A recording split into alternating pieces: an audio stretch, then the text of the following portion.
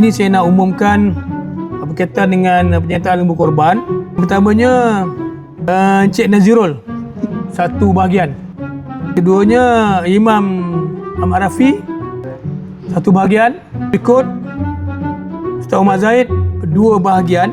Kemudian kita dapat seorang hamba Allah ni, yang mana beliau minta nama dia dirahsiakan.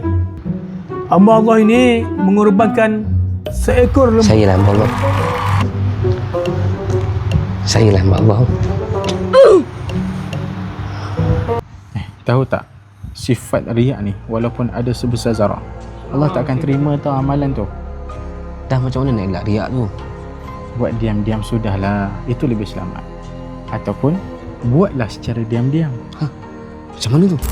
Sekarang ni kita dah boleh buat korban secara mudah dan lebih privasi melalui TNG e-wallet serendah RM299 sahaja.